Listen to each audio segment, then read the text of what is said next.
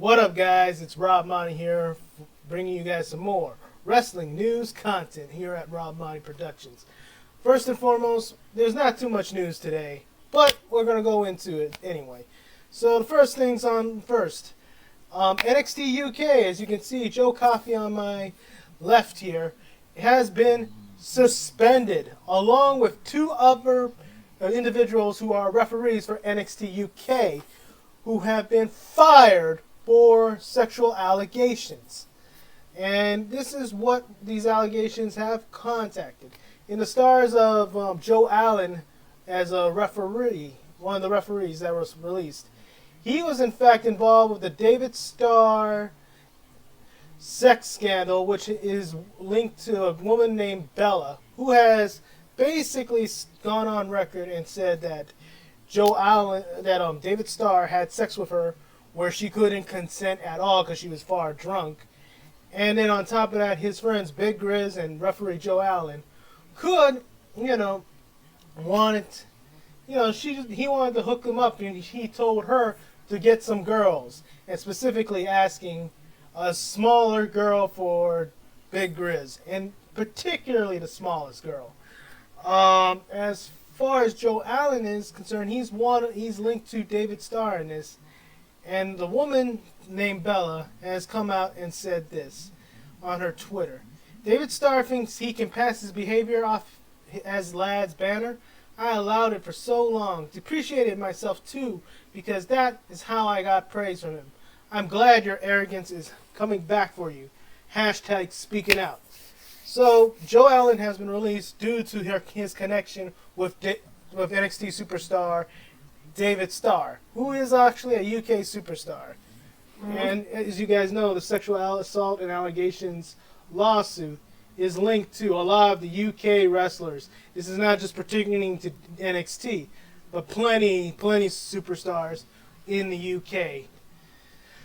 And in fact, Marty Scurll got brought up into it, and he's just trying to make his make it up to all the people that he offended or harmed in the process, and he's trying to become a better person, as I reported before. But David Starr basically, turned out to be a real scumbag. And Joe Allen and Big Riz are both caught up in this. And then there is referee Chris Roberts, who has also been accused of grooming an underage girl, who, by the way, was 15 while he was in the ages of between 22 and 25. So basically, folks, Chris Roberts has been fired because he groomed a underage girl, while he was 22 or 25. Compared to what's going on with David Starr, I think Chris Roberts this can be forgiven eventually. It's just at this time it's seen as deplorable, and quite honestly, WWE had to release him for it. Joe Coffey, on the other hand, has been suspended for harassing multiple women, also sending unsolicited nude pictures, voice messages, and he has also stalked his victims. So basically, this guy got some nudes floating out there, sending it to multiple women, and apparently he's stalking them now too. So this guy's gonna be suspended. I think he should be released just because he's stalking them. I mean, that's kind of scary, don't you think? Oh, what's your guys' thoughts? That's the question of the day. What do you think of Joe Coffey situation? Should he be released? Should he not? Next on the news, Jeff Jarrett is also in the news today. As you guys know, Jeff Jarrett is dealing with Impact Wrestling and Anthem due to the fact that Anthem and Jeff Jarrett both are in a current lawsuit going around about how Jeff has basically violated his relationship with Impact, and how Impact has also violated their relationship with Jeff. Their court is taking place as of now. It's starting today. So we're going to be keeping an eye on this to see where it goes. But when it goes to court, it can't be good no matter what. So Jeff's no longer with Impact. He's actually with WWE right now as a road agent. But now to deal with this, you know, I knew this was coming because when Impact and GFW merged, you basically took both of Jeff's entities, put them in one, and then you tried to not include him in what he was doing. And of course, yes, Jeff was trying to take back his company. So, in all retrospect, this is not going to end good in general. Alright, next, MLW, guys. MLW news today. Wow. Basically on MLW today, Court Bauer has come out and revealed when MLW shows will return and more. And this is what he has stated. I will wait until we are sure it's safe to return. We're doing that for our fans, our athletes, our crew, and all of our families. We do not want to put anyone in harm. We'll see what the NBA looks like once they go live with their season. And we're seeing what's happening with WWE, this battle with COVID-19 so far. From the rearview mirror, our decision is to proceed will be dictated by science, experts in the medical world, until we know it's safe. We're going to be as judicious as possible. Basically, what Court Bauer is saying in this interview is that he wants to make sure before he allows MLW to go back on the air, he's going to make sure that he's not dealing with the COVID-19. He wants to make sure it's safe, making the right choice. And I believe that's the smart thing to do. Just because, as we're finding out with the WWE thing, I mean, there's so much going on as far as cases have been going on. People have actually got the damn virus. I mean, it's just wow. And a lot of things, they're playing catch up and scramble at this time. Speaking of COVID-19 and WWE, oh man, well no. For those of you guys who just saw Charlotte's picture just flicker, that has nothing to do with it, but I was going to go into it. I actually pushed the wrong button. But this is what is being said about the testing in WWE for COVID-19 today. Fightful reports that there are more COVID-19 tests today ahead of tomorrow's Great American Bash NXT tapings tomorrow, which will include episodes July 1st and 8th. It was noted that some wrestlers came in very early for their testing as they were worried that results won't be back in time, but there is hope that those who tested will be able to work tomorrow. WWE has stated the following. As a reminder, wearing masks, sanitizing, and social distancing will be required at the Performance Center this week and going forward. You'll be required to wear a mask upon entering, and we ask that you adhere to these requirements in order to minimize risk. So WWE is cracking down on their current outbreak of COVID-19 and monitoring it, and talent are trying to get tested as soon as possible so that way they know they will be safe to work and if they're going to be safe when they work, which is good. Everybody's trying to take the extra precautions now with this whole thing.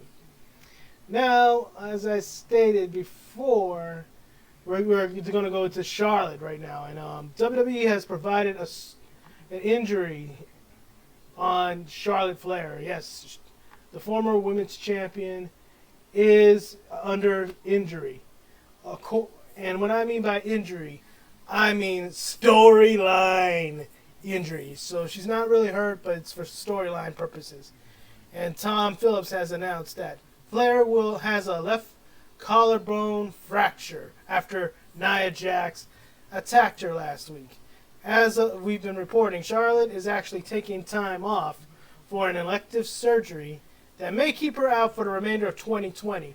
So, if you were looking to see Charlotte Flair for the rest of the year, this surgery she's going to be taking is going to keep her out of action for a while. And that this storyline right now, the storyline injury, is just a way to write her off. But when she returns, I'm pretty sure the Queen's going to be back and better than ever. And I could see her easily easing into the Raw or SmackDown Women's Championships. And if she decides to stay with NXT, I mean, that's another thing. There's also been talk about her leaving to start a family. So maybe this is probably going to be time where she's going to take time to think about that. Other than that, folks, as far as Charlotte Flair goes, she's not really injured, though I like the idea of using Nia Jax as the reason why she got injured, due to the fact that, as many people will argue, Nia has injured many of Superstar. And quite honestly, I'm glad that they used that. That's adding a little bit of real-life element to it, to the show. And, quite honestly, it ain't gonna. If this was a real storyline or a real injury, I don't think it would keep Charlotte down at all. All right. So next on the news, UFC featherweight heavyweight champion. Well, actually, featherweight champion, feather and flyweight champion has been training in a wrestling ring. Henry Cejudo. I don't know how to say his name, guys. But he has been training in a wrestling ring. I think as far as a pro wrestling appearance, he's appeared on AEW. And basically, this is what he had. This is what it says. He trained at Team Vision Dojo, Winter Park. He's a big pro wrestling fan and has expressed his interest into getting into the business after he's done with his MMA career. He did make an appearance on Dynamite, as I stated, but he also made it right after Double or Nothing. So he could have been in talks with joining AEW. So what do you guys think about that? Do you think that Henry Cejudo will actually do great things in AEW? Would he be a good fit in your guys' opinion? I know some people out there, they tend to think Brock Lesnar's a bad fit or Ronda Rousey's a bad fit because they fit better in the UFC in their eyes. But to me, this guy could be a big name. I mean, he's a double champion in the UFC. As you can see in the picture right here, he's got 2 major titles right there. That gives him credibility. And if he really is a huge wrestling fan, much like a Ronda Rousey is, he's probably training right now to get well adapted, to understand what it means to be a professional wrestler. On the other hand, I also want you guys to remember that there is a lot of MMA guys who are stuck in the MMA world that it's hard for them to adapt to going into professional wrestling. But if he's a wrestling fan, I believe he will adapt real good. All right, so next on the news, Eric Young, guys. Speaking of Impact, for those of you guys who want to know what's going on with Eric Young since his WWE release, it has been basically reported here by Kyle Dunning on EWN. It says, at the end of this week's episode of Impact Wrestling, fans were treated to familiar music and a close-up of a costume with the letter E on it. For old TNA fans, they will quickly remember the music and the costume as Eric Young's old alter ego gimmick known as Super Eric. And basically what's going on is that the gimmick was last seen in 2008 and enjoyed a TNA World Tag Team title reign with Kazarian.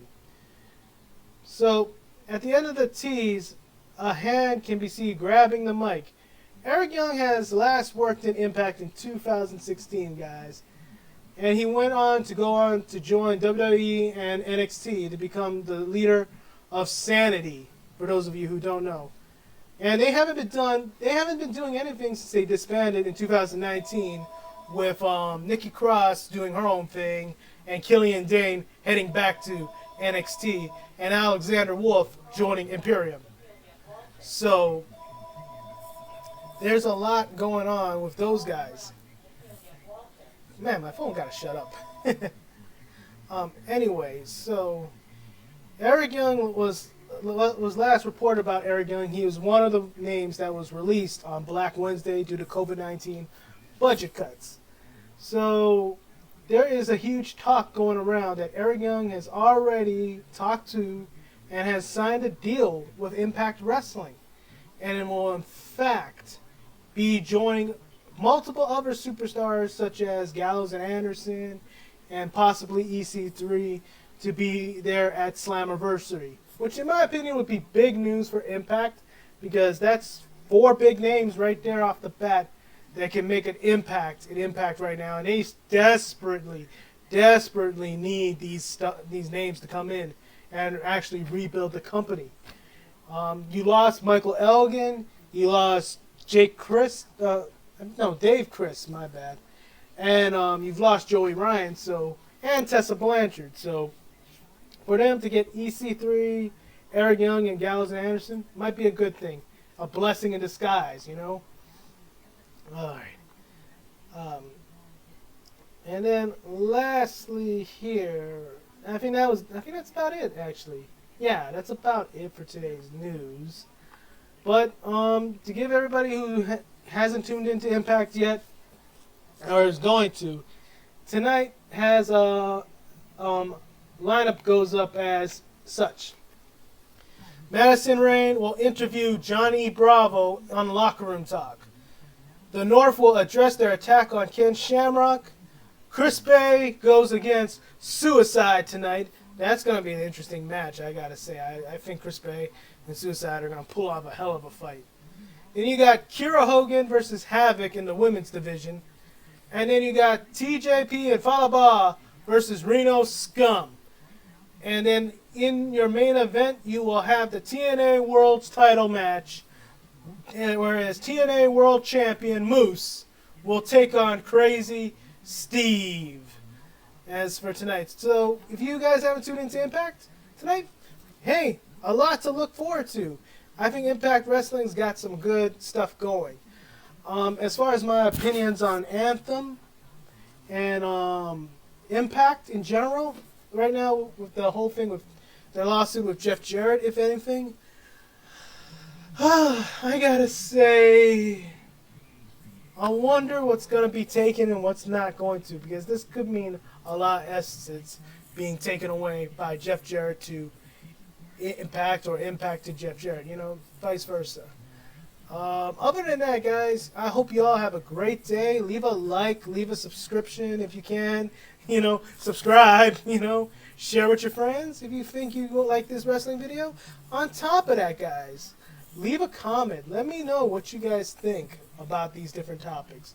Do you think it's good that Charlotte goes off TV for a while? Do you believe Eric Young should go back to Impact Wrestling? Do you think Henry Cejudo should join AEW and become their first MMA UFC star? Alright guys, thank you for watching. Y'all have a great day and God bless. Aloha!